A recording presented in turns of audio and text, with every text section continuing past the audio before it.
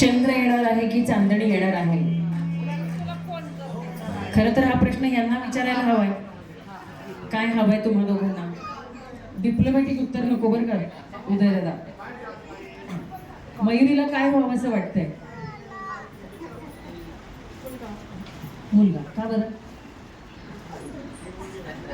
Preference मुलाला आहे. बरं बरं. आता मुलगा झाला तर उदय म्हणला कोणता गुण त्याच्यामध्ये यावा असं वाटतंय?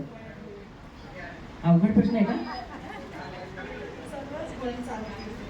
सर्वच, पण एखादा त्याचे कान आतुरले तिकडे बायकोच्या तोंडून आपल्याला एखादा गुण ऐकण्यासाठी. एखादा पर्टिक्युलर गुण कुठला?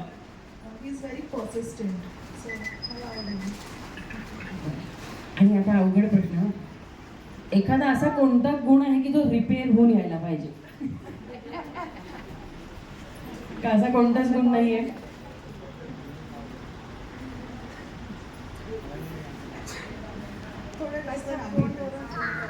आता बाबा झाल्यानंतर तो आपसुकच झाडाला फळ लागलं की झाड कसं वागतं ना, तसं त्याला आता सांगायची गरजच लागणार नाहीये. तो जर गाडी जोरात चालवत असेल ना तर आता त्याच्या गाडीला ब्रेक हे बाळच लावणार आहे, कारण त्याला घरट्यापर्यंत पोहोचण्याची सगळ्यात जास्त ओढ. गाडीचं चाक इथं पण त्याचं मन तिथे पुढे असणार आहे, पण तितक्याच कमी वेगाने हेल्मेट बिल्मेट न विसरता नेणार आहे आता तो.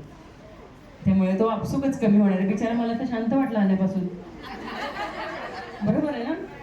बरं, आता उदयला प्रश्न. उदयला काय हवंय, मुलगा की मुलगी?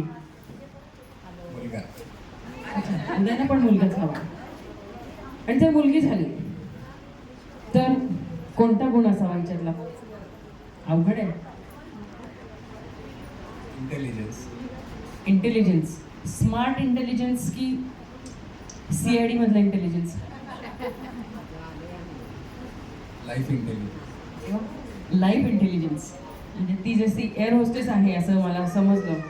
म्हणजे ती जशी तिची स्वप्न पूर्ण करण्यासाठी खऱ्या अर्थी ढगात उडतीये, तसं त्या दोघांच्या आणि येणाऱ्या बाळाच्या साथीने तुम्हा दोघांचं आयुष्य बहरू दे.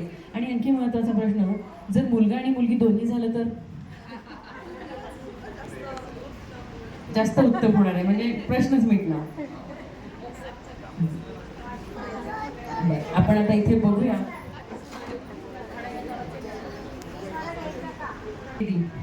उदय घेणार आहे असं म्हणते ती.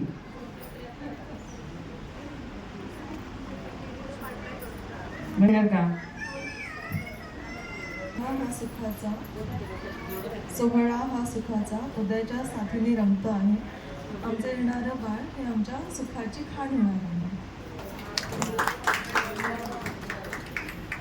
आता उदयसाठी आता चीटिंग करून चालणार नाही मला, त्याला पण उखाणा सुचवावं लागेल. मनात खूप आनंद आहे. मयुरीच्या साथीने आयुष्याचं हे नवं गोड वळण आहे. चल, पेढा येणार की बर्फी येणार ही ठरवून आहे. दोघांनाही ठामपणे पेढाच हवा आहे. आता बघूया, let's see what happens. Vitthal माहितीच का, बघूया ना काय होणार आहे. काय हवंय?